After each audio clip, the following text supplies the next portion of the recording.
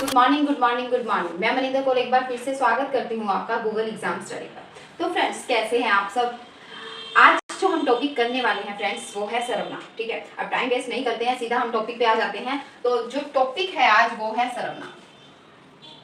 संज्ञा हम कर चुके हैं, आज हम करेंगे सर्वनाम। अब देखिए सर्वनाम होता क्या है। सर्वनाम सबका नाम। ठीक है, सर्वनाम अगर कहें तो सबका नाम। अगर देखो एक बार मैं ये कहूँ कि मान लीजिए मैं अपने लिए बोल रही हूँ कि मनिंदर कौर भी 5 बजे उठती है, स्कूल जाती है, मनिंदर स्कूल जाती है, मनिंदर घर पे आती है, मनिंदर बार बार बार बार मैं नाम ले रही हूँ। आप भी सोचोगे कि ये क्या बार बार एक ही वर्ड मनिंदर मनिंदर मनिंदर की जगह मैं नहीं बोल सकती क्या। तो ये जो है ये हम क्या यूज कर रहे हैं, ये है सर्वनाम।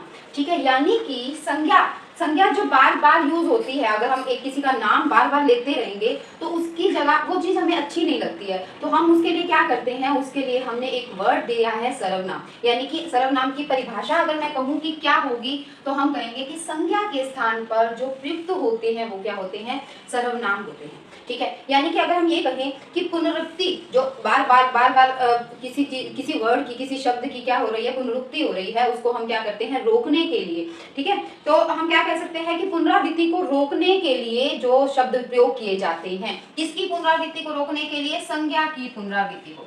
ठीक है, संज्ञा की। तो यहाँ पे अभी हम दो डेफिनेशन कर चुके हैं। क्या, सर्वनाम, वो भी उसको भी हम कह सकते हैं कि संज्ञा के स्थान पर प्रयुक्त किए जाने वाले शब्द, या हम ऐसे भी कह सकते हैं कि संज्ञा की पुनरावृत्ति को रोकने के लिए जो शब्द प्रयोग किए जाते हैं उन्हें हम क्या बोलते हैं, सर्वनाम बोलते हैं। या हम ऐसे भी कह सकते हैं कि संज्ञा के लिए जिन शब्दों का प्रयोग किया जाता है, ठीक है, संज्ञा के लिए जिन शब्दों का प्रयोग किया जाता है उन्हें हम क्या कहते हैं, सर्वनाम कहते हैं। अब बात आ जाती है कि सर्वनाम होते कितने टाइप के। अगर मैं आपको बोलूं कि सर्वनाम कितने टाइप के होते हैं, आप एक ही जवाब दोगे कि सर्वनाम तो 6 टाइप के होते हैं। क्यों, हमने पढ़ा हुआ है भाई, सर्वनाम 6 प्रकार के होते हैं। बट आपको मैं बता दूं कि रूप और उत्पत्ति के आधार पर, ठीक है, रूप व उत्पत्ति के आधार पर अगर पूछा जाता है सर्वनाम, ठीक है, रूप और उत्पत्ति के आधार पर सर्वनाम के भेद, अगर ये पूछा जाता है रूप और उत्पत्ति के आधार पर सर्वनाम के भेद, तो हम कहेंगे भी रूप और उत्पत्ति के आधार पर सर्वनाम के सिर्फ 2 भेद होते हैं। ठीक है, रूप, और ध्यान रखना है रूप और उत्पत्ति, यानी कि अगर मैं कहूँ कि सर्वनाम भैया जन्म कैसे हुआ सर्वनाम का, ठीक है, भेद उसके 6 हैं, बट सर्वनाम उत्पन्न कैसे हुए, तो उत्पन्न यानी कि रूप और उत्पत्ति के आधार पर सर्वनाम के भेद। तो हम कह सकते हैं कि ये 2 प्रकार के होते हैं, मौलिक और यौगिक। ठीक है, अब सर्वनाम लगाने की जिम्मेवारी आपकी है, मौलिक सर्वनाम और यौगिक सर्वनाम। ठीक है, यहाँ तक बात समझ में आई, मौलिक और यौगिक सर्वनाम, मौलिक सर्वनाम और यौगिक सर्वनाम। अब बात यह है कि मौलिक सर्वनाम क्या होते हैं और यौगिक सर्वनाम क्या होते हैं। अब हमने कहा कि सर्वनाम जब पैदा हुए, ठीक है, जब उत्पन्न हुए, तो जिस रूप में उत्पन्न हुए उसको हम बोलते हैं मौलिक सर्वनाम। ठीक है, अगर हम मौलिक सर्वनाम की डेफिनेशन करें तो आप क्या कहोगे कि सर्वनाम का जन्म जिस रूप में हुआ, ठीक है, सर्वनाम का जन्म जिस रूप में हुआ, जिस रूप में हुआ, मैं आधी डेफिनेशन लिख रही हूँ, पूरी गोल पूरी रखी हूँ, ध्यान रखना है। सर्वनाम का जन्म जिस रूप में हुआ है उसको हम बोलते हैं मौलिक सर्वनाम। यहाँ एक और बात ध्यान रखनी है कि अगर पूछ लिया जाए, अगर मैं आपसे पूछ लूँ, बताओ भाई मूल सर्वनाम कितने होते हैं, जल्दी से बताना, मूल सर्वनाम कितने होते हैं। तो मौलिक या मूल एक ही बात है, मूल, ठीक है, मूल मतलब आधार किसी चीज का। ठीक है, तो उत्पत्ति के आधार पर तो बेस ही करेंगे ना हम सबसे पहले। तो मूल यानी कि सर्वनाम का जन्म जिस रूप में हुआ उसको हम मौलिक सर्वनाम कहते हैं या मूल सर्वनाम कहते हैं, एक ही बात। अब बात आती है कि मूल सर्वनाम होते कितने हैं, तो ध्यान क्या रखना है भाई, मूल सर्वनाम जो है वो कितने होते हैं, 11 होते हैं। अब आप ये अगर आपसे पूछा जाए कि सर्वनाम के भेद, कुछ उसने कुछ नहीं दिया, साथ में कुछ नहीं दिया, रूप और उत्पत्ति के आधार पर, तो आप कह सकते हो कि सर्वनाम के 6 भेद होते हैं। ठीक है, बट अगर वो पूछे मूल सर्वनाम कितने हैं, सर्वनाम होते कितने हैं, यानी कि मूल सर्वनाम कितने हैं, तब आप कहोगे 11। तो इसका मतलब तब वो भेद नहीं पूछ रहा है, तब वो मूल सर्वनामों की बात कर रहा है कि संख्या कितनी होती है मूल सर्वनामों की। तो मूल सर्वनाम कितने होते हैं, 11। अब ये 11 कैसे, कौन से हैं, ये आपको याद रखने पड़ेंगे कि 11 कौन से हैं। यानी कि अगर मैं कहूँ, मैं इसको हटा देते हैं ना, मैं बहुत ज़्यादा मतलब जो डेफिनेशंस आपने बुक्स में पढ़ी हुई है वो चीज़ें नहीं करवा रही, मैं कोशिश ये कर रही हूँ कि जो अंदर की मटेरियल जो आपको ज़्यादा पेपर में आ रहा है वो चीज़ें करवाऊँ। ठीक है, अब देखो मूल सर्वनाम कितने हैं, मैं है, तू। अब आप सोच के बताओ कि कितने हैं, मैं, तू, आप, यह, वह, जो, सो, कौन, क्या, कोई, कुछ। ठीक है, ये क्या है, ये आपके मूल सर्वनाम हैं। मैं, तू, आप, यह, वह, जो, सो, कौन, क्या, कोई, कुछ।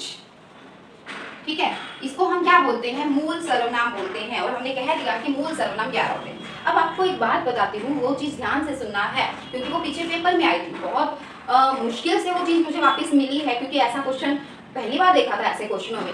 जो कामता प्रसाद है ना गुरु, अब क्या किया था, अब ये जो सर्वनाम है, सर्वनाम की जो संख्या है, मूल सर्वनामों की संख्या, बुक्स है जिसमें सब में अलग अलग दी हुई है। और ये क्वेश्चन पेपर में आया था पिछली बार। ठीक है, अब मूल सर्वनामों की संख्या जो है वो अलग अलग दी हुई है। कितनी कितनी दी हुई है ये इंपॉर्टेंट है, क्योंकि पिछली बार पेपर में आए। मैं आपको बताती भी हूँ कि वो संख्या कौन कौन सी है। अब ये जो भाषा प्रभाकर है, भाषा प्रभाकर एक बुक का नाम है। ठीक है, भाषा प्रभाकर, यहाँ पे ये चीज जरूर नोट करेंगे आप। भाषा प्रभाकर बुक का नाम है। मैं, तू, यह, वह, जो, सो, कौन और कोई।